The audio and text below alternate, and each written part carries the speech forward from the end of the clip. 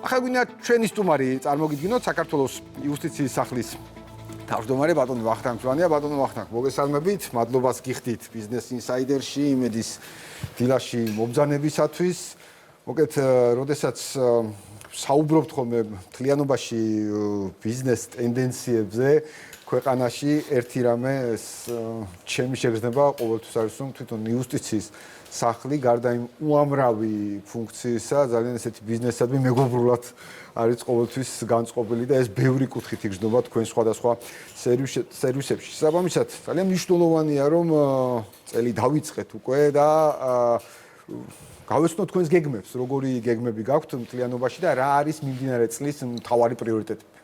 მოგესალმები გიორგი, მივესალმები თქვენს მაყურებელს. პირველ რიგში ძალიან დიდი მადლობა მინდა გადაგიხადო იუსტიციის სახლით დაინტერესებისთვის, იმიტომ რომ მოგეხსენებათ იუსტიციის სახლი არის დაწესებულება, რომელიც თითოეული მოქალაქისთვის და ზოგადად სახელმწიფოსთვის არის სტრატეგიულად მნიშვნელოვანი ობიექტი, ასე ვთქვათ, და ამიტომ იქ მიმდინარე სიახლეები და რეფორმები ბუნებრივია თითოეულ ჩვენთაგანზე პირდაპირ პროპორციულად აისახება. რაც შეეხება ზოგადად ჩვენ საომავლო გეგმებს, თქვენ სტატისტიკაშიც მოიყვანეთ რამოდენიმე მნიშვნელოვანი მაგალითი, რომელიც პირდაპირ მეტყოლებს იმაზე, რომ სახელმწიფოში ეკონომიკა ვითარდება, უმუშევრობის დონე მცირდება და ბუნებრივია ამ პროცესს იუსტიციის სახლიც ვერ ჩამორჩება. თქვენ ასევე სწორად გაუსვით ხაზი იმას, რომ იუსტიციის სახლი ბიზნესისადმი ძალიან მეგობრულად არის განწყობილი და ამას თავის საფუძვლებიც გააჩნია და პირველ რიგში რა თქმა უნდა ის, რომ ბიზნეს ჭირდება სერვისებზე წვდომა და რაც უფრო მარტივად აქვს მას ეს წვდომა, მე საუბარი მაქვს სახელმწიფო სერვისებზე, ბუნებრივია ბიზნესიც სწრაფად ვითარდება, ანუ გადაწყვეტილებებს, სიახლეებს სწრაფად ნერგავს. აქედან გამომდინარე, ჩვენი საომავლო გეგმებიც ეფუძნება სხვადასხვა მიმართულებებს. პირველ რიგში, რა თქმა უნდა ითქვას, რომ ჩვენ ვცდილობთ და ვფიქრობთ და ამის შედეგებს ძალიან მალე წარუდგენთ საზოგადოებას, რომ რაოდენობრივად გავიზრდებით, ანუ დაფარვის არეალს ვაფართოვებთ და გამოვჩდებით იმ ქალაქებში, სადაც მანამდე არ ვიყავით. რა თქმა უნდა, ეს ნიშნავს იმას, რომ მოქალაქეს სახლთან ახლოს ბევრად უფრო მარტივად ექნება წვდომა იმ 500-მდე სერვისზე, რომელიც დღეს ამ მომენტისთვის იუსტიციის სახლში არის ხელმისაწვდომი. ასევე რა თქმა უნდა შეუძლებელია ჩვენ არ ვიმუშაოთ ყოველდღიურ რეჟიმში ხარისხზე, იმიტომ რომ სადაც იუსტიციის სახლია, პირველ რიგში რა თქმა უნდა გვახსენდებოდეს და უნდა ვფიქრობდეთ ხარისხიან სერვისზე. აქედან გამომდინარე, ყოველდღიურ რეჟიმში ხდება ჩვენი თანამშრომლების პროფესიული განვითარება და ეს ბუნებრივია უწყვეტად გაგრძელდება და რა თქმა უნდა, დღევანდელ რეალობაში, თანამედროვე რეალობაში შეუძლებელია ტექნოლოგიების გამოყენების გარეშე გადავდგათ სწრაფი ნაბიჯები წინ. აქედან გამომდინარე, წელს გვექნება წელი, სადაც საზოგადოებას ძალიან ბევრ სიახლეს შევთავაზებთ, რომელიც ეხება სერვისების გაცემის პროცესში თანამედროვე უახლეს ტექნოლოგიების გამოყენებას. ტექნოლოგიების ჩართვის გარეშე დღეს, ინოვაციების ტექნოლოგიების ჩართვის გარეშე, რაც არ უნდა ახლოს მივიდეთ, ასე ვთქვათ, მოქალაქეებთან მაინც განსაკუთრებით მნიშვნელოვანია და ამ კუთხით მოკლედ წესგეგმები გვაქვს. მნიშვნელოვანი გეგმები გვაქვს. კი ბატონო, ეს ძალიან მნიშვნელოვანი ნაწილია, ფაქტურად ჩვენ საუბრობთ საბოლოო ჯამში იუსტიციის სახლის სერვისების გაორმაგებაზე ამ ჭრილში 500-1000-მდე. და აქ კიდევ ერთი მნიშვნელოვანი კომპონენტი ხელმისაწვდომობაზე როცა ვსაუბრობთ, ეს მცირე და საშუალო ბიზნესისთვის განსაკუთრებით მნიშვნელოვანი ნაწილია, მით უმეტეს რეგიონებში და დამატებითი სტიმულია მართლაც მცირე და საშუალო ბიზნესისთვის, ვინაიდან მათთვის დრო, ეფექტური კომუნიკაცია განსაკუთრებულია და პრიორიტეტული საკითხია და როცა ვსაუბრობთ აი სწორად ბიზნეს საჭიროებებზე ამ შემთხვევაში თავარი რაც მოდის და გახსენდება იუსტიციის სახლთამიმართებაში არის ბიზნეს ასისტენტი, როცა ვლაპარაკობთ ბიზნესის მეგობრულ განწყობაზე, ხადია ეს კომპონენტიც იგულისხმება. რა ვითარება ამ კუთხით, როგორ მიმდინარეობს ეს ინიციატივა, ეს პროექტი ჯამში და ხადია ასევე მნიშვნელოვანია როგორ ვდით ცნობადობას. კი ბატონო, წინა ჩემი თქვენთან სტუმრობის დროს ჩვენ ასე ვთქვათ შევაჯამეთ სატესტო პერიოდი ამ ერთ-ერთი მორიგი ინოვაციური პროექტისა და ვთქვით რომ ბიზნესის მხრიდან დაინტერესება დიდი იყო.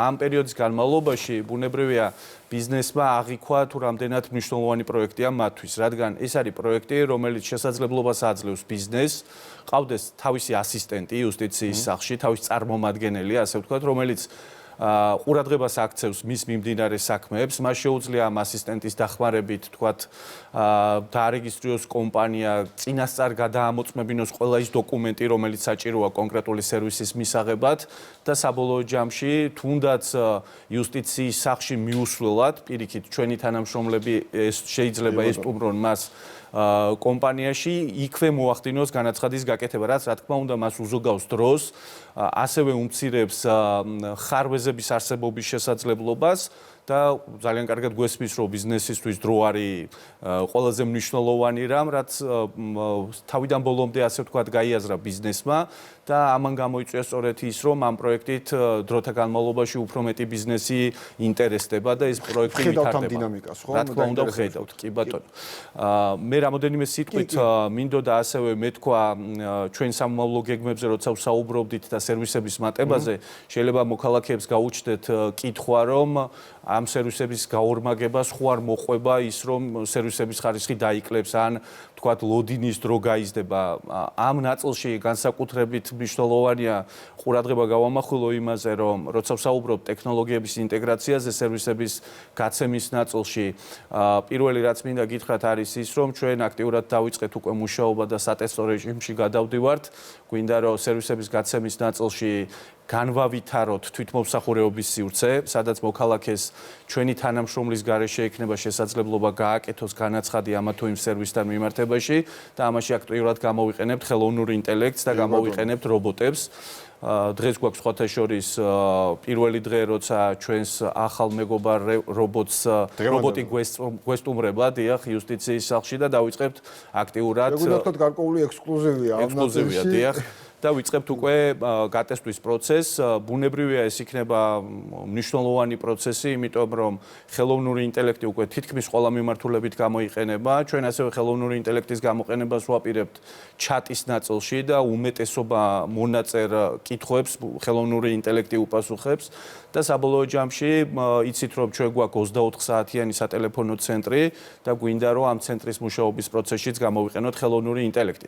ეს ყველაფერი ერთობლიობაში მოგცემს შესაძლებლობას რომ მარტივ სერვისებთან მიმართებაში მოქალაქეებს ჰქონდეთ შესაძლებლობა თვითმომსახურეობის სივრცეში მიიღონ სერვისები თანამშრომლების დახმარების გარეშე. ბუნებრივია ეს შეუმცირებს სამუშაოს ჩვენს თანამშრომელს, რომელიც გადაერთვება უფრო მეტად მნიშვნელოვანი სერვისების გაცემის ნაწილში. აქედან გამომდინარე, შემიძლია დარწმუნებით გითხრათ, რომ არც ხარისხი, არც ლოდინის დრო არ გაიზრდება პირიქით. ეს ტექნოლოგიები შესაძლებლობას მოგცემს, რომ ბევრად უფრო სრულყოფილი გავხადოთ ის პროცესი, რომელიც ყოველდღიურ რეჟიმში მიდის იუსტიციის სახლში. კი ბატონო, ამ დინამიკას ვხედავთ მოკლედ მუდმივად და კარგია სასიამოვნო გაუცებას განაგრძოთ ამ შემთხვევაში იუსტიციის სახლი და ბოლოს აუცილებლად მინდა კითხოთ ინფრასტრუქტურული განახლების კუთხით არსებული ვითარება, მათ შორის კი ვისაუბრეთ მობილური იუსტიციის სახლებზე და ასეულო, მაგრამ ხო არ იგეგმება ახალი იუსტიციის სახლების მშენებლობა, ამ კუთხით არეალი როგორ გვაქვს დაფარვის დამატებით. კი ბატონო, პირველი რაც მინდა გითხრათ, უახლოეს დღეებში გაიხსნება ხელვაჩაურის იუსტიციის სახლი, რაც მნიშვნელოვანი ფაქტია, იმიტომ რომ ამ შემთხვევაში. კი ბატონო, ეს არის შესაძლებლობა იმისა, რომ ბათუმის იუსტიციის სახლი, სადაც ბიზნესის მხრიდაც აქტიური დატვირთვაა, განმუხტოთ ეს პროცესები და ნაწილი ადამიანებისა გადაერთონ ხელვაჩაურის იუსტიციის სახლში, ასევე აქტიურად მიმდინარეობს მშენებლობა მცხეთაში, ახმეტაში, ზოჩში.